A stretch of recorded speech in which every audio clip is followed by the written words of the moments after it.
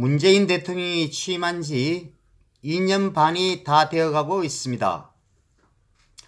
그동안 경제는 소득주도 성장이라는 말도 안 되는 경제 정책으로 인해서 완전히 폭망하고 있고, 안보는 위장평화쇼로 국민들의 눈과 귀를 멀게 하고 통일에 대한 잘못된 환상을 국민들에게 심어줘 국민의 혈세를 탕진하면서 38선을 다 내어줬고, 북한의 핵위협은 한반도에 더욱더 심화가 되었습니다. 사회는 온 나라를 갈등의 도가니로 몰아넣어 완전히 두동강을 내고 말았습니다. 도대체 문재인 대통령이 취임하고 난 이후에 잘한 것이 한 가지라도 있다면, 문재인을 지지하는 사람들은 이 방송이 끝나고 난 이후에 댓글을 달아주시기 바랍니다. 제가 그 부분에 대해서 다음 시간에 말씀을 드리겠습니다. 그리고 우리나라 대통령은 가장 많은 욕을 먹는 자리지만 욕먹는 것 못지않게 일도 많이 해왔습니다. 나라를 세운 이승만 대통령과 나라를 키운 박정희 대통령은 말할 필요도 없습니다. 민주화 이유만 해도 노태우 대통령은 소련, 중국과의 수교로 나라의 지평을 전 세계로 확장하는 커다란 업적을 남겼다고 할 수가 있습니다.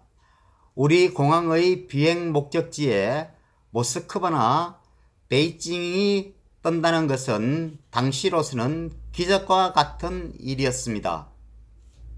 박정희 대통령이 경제로 북한 집단을 눌렀다면, 노태우 대통령은 외교로 대한민국이 한반도의 정통이자 대표임을 분명히 했습니다. 지금 국가의 기간시설인 인천국제공항과 고속철도도 노태우 대통령이 여러 반대를 무릅쓰고 추진한 것입니다. 군사정부를 끝내고 문민정부로 정권을 넘긴 것도 노태우 대통령의 결단 없이는 어려운 일이었다고 할 수가 있습니다. 김영삼 대통령은 천신만고 끝에 문민정부를 탄생시킨 대통령입니다.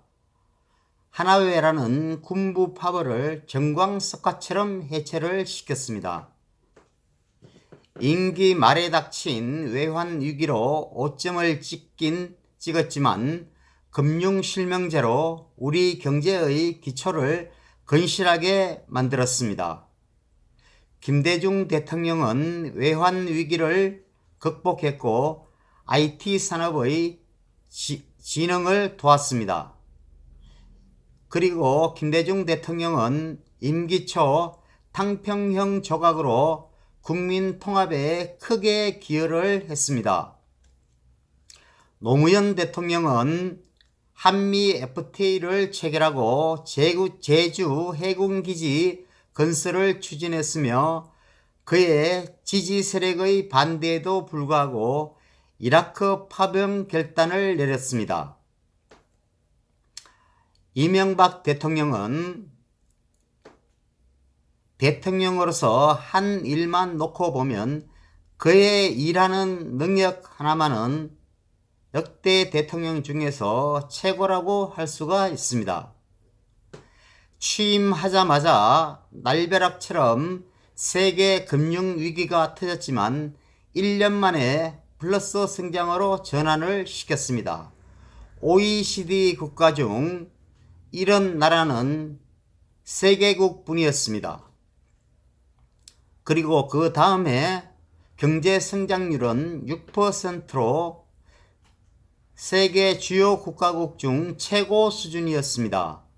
2011년엔 무역액 1조 달러를 달성을 했고, 피치는 한국 신용 등급을 일본 위로 올려놓았습니다. 그의 임기 후반기 3년 동안은 매년 30만에서 40만 명씩 일자리가 증가가 됐습니다.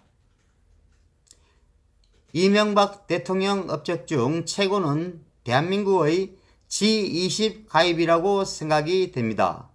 한국은 언제나 국제적 의사결정의 객체였음에도 불구하고 G20에 들어가면서 역사상 처음으로 주체가 되었습니다.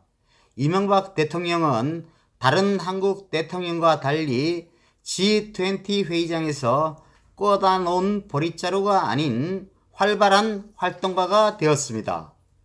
G20 가입은 저절로 된 것이 아니었습니다. 동북아시아의 한중일 세 나라 전부가 G20에 들어갈 수는 없었지만 한국의 가입은 미국의 국제 전략에 따른 것이라고도 할 수가 있지만 특히 부시와 이명박 대통령의 각별한 친분이 큰 작용을 했습니다. 일본의 로비로 미국 지명유가 독도 표기에서 일본어를 앞세우자 이명박 대통령이 미국 부시 대통령에게 전화를 걸어서 일주일 만에 바로 잡았습니다. 지금으로는 상상조차 하기도 힘든 일입니다. 서울에서 G20 정상회의, 해관보 정상회의가 열렸고 이것은 모두 선진국의 전유물이었던 국제회의라고 할 수가 있습니다. 선진국만 열던 동계올림픽 유치에도 성공을 했습니다. 2차 대전 후 독립한 나라 중 처음으로 원조를 받던 나라가 원조를 주는 나라로 바뀌었고 세계개발원조총회도 우리나라에서 개최를 했습니다.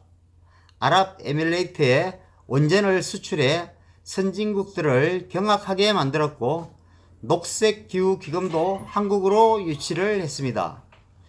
이명박 대통령의 4대강 사업도 찌든 한국 지도를 완전히 바꾸었고 홍수 가뭄을 완전히 해결한 업적으로 생각이 됩니다. 그리고 탄핵을 비록 당했지만 박근혜 대통령도 아무도 고양이 목에 방울을 달지 않으려고 하는 공무원 연금 개혁을 시도를 했으며 노동개혁도 시도를 했습니다. 국가 위협 세력인 통진당을 해산을 했고 사상 처음으로 북한이 굽히고 나오도록 만든 목함지뢰 사건에 대한 대응, 한미 원자력 협정 개정과 F-35 스텔스 전투기 도입 등을 이뤄냈습니다. 우리나라 신용 등급이 최고로 오른 때가 박근혜 대통령 때였습니다. 한국 대통령은 많은 비판을 받으면서도 그래도 나라를 위해 일을 했고 많은 것을 이뤄냈습니다. 우리가 지금 이 정도의 위치에 있는 것도 이 많은 대통령의 그런 노력들이 모인 결과라고 할 수가 있습니다. 그럼에도 불구하고 이 같은 한국 대통령 역사와는 전혀 딴판인 경우가 등장을 했습니다. 문재인 대통령은 다음 달 초에 임기 반환점을 도는데 생각나는 일은 다음과 같은 일밖에 없습니다. 적폐청산을 한다고 하면서 4명이나 자살하고 1명이 사망한 일, 그리고 박근혜 대통령의 징역형을 합하면 100년도 넘습니다. 온갖 사람들을 이 정권에서 사냥을 하고 특히 문재인은 3.1운동 100주년 기념사에서 난데없이 빨갱이 타령이나 하고 21세기에 죽창가를 부르면서 엉뚱한 인사, 특히 희대의 파렴치한 위선자를 법무부 장관에 임명을 했고 이루 헤아릴 수조차 없는 내로남불이 횡행했습니다. 그리고 국제사회에서 문재인 대통령은 김정은 대변인이라는 말을 듣기조차 했으며 북한에게는 겁먹은 개, 삶은 소대가리 이런 어처구니 없는 말조차 들었으며 한미훈련이 폐지가 되고 북한은 아침마다 미사일을 쏘아댔습니다. 그리고 재앙이 된 탈원전과 소득주도 성장, 1%로 추락하는 경제, 그리고 몇십조 원도 우스운 세금 선심, 공공계획에 대한 역주행, 이루 말할 수 없는 상황들이 현재 우리나라에 벌어지고 있습니다. 그뿐만이 아닙니다. 지금 급증하는 나라 빚과 착실히 쌓아온 각종 기금은 고갈이 되고 있습니다. 30대에서 40대에 대한 일자리는 줄어들고 국가 예산으로 노인 알바만 늘어나고 있습니다. 54조 원을 투입한 일자리 예산은 어디에 날아가 버렸는지 지금은 하나도 이 사회에 일자리가 늘어나지 않고 있습니다. 이런 어처구니 없는 상황들이 문재인 대통령이 취임하고 2년 반 동안 벌어지고 있습니다. 앞에서도 언급했듯이 경제는 폭망하고 안보는 완전히 해체가 되고 이 사회는 완전히 두동강이 났습니다.